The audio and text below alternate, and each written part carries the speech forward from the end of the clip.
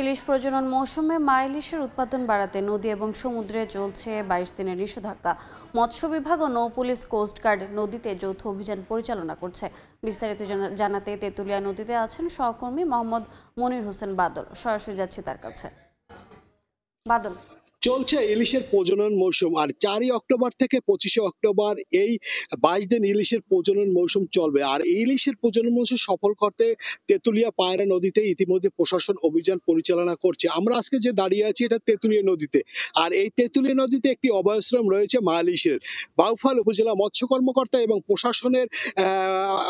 প্রশাসনের আজকে কিন্তু এই তেঁতুলিয়া নদীতে অভিযান পরিচালনা করছে। আপনারা দেখতে পাচ্ছেন এই তেঁতুলিয়া নদীতে কিন্তু ইতিমধ্যে কিন্তু প্রশাসন তারা অভিযান পরিচালনা করছে। আর 4 অক্টোবর থেকে যেহেতু এই ইলিশের এটা প্রধান প্রজনন মৌসুম, এই সময় কিন্তু মা ইলিশ সমুদ্রের নোনা পানি থেকে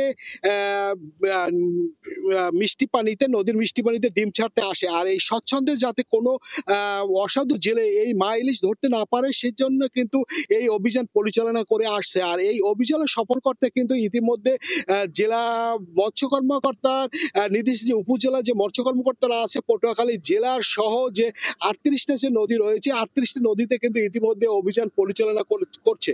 আমরা আজকে দাঁড়িয়ে আছি যে তেঁতুলিয়া নদীতে এটি একটি বড় কিন্তু মা ইলিশের অভয়াশ্রম।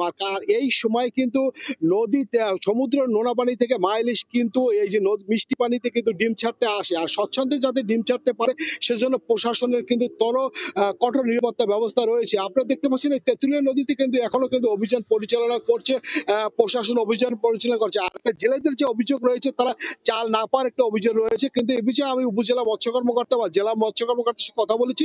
তারা যে বিষয়টা জানিয়েছে তাদের ইতিমধ্যে 60% চাল দেওয়া হয়েছে। পটুয়াখালী যেহেতু 67,000 নিবন্ধিত জেলে আছে, এর ভিতর প্রায় 65,000 জেলেকে কিন্তু এই 22 দিনে কিন্তু 25 কেজি করে সরকারিভাবে চাল সহযোগিতা দেওয়া হবে।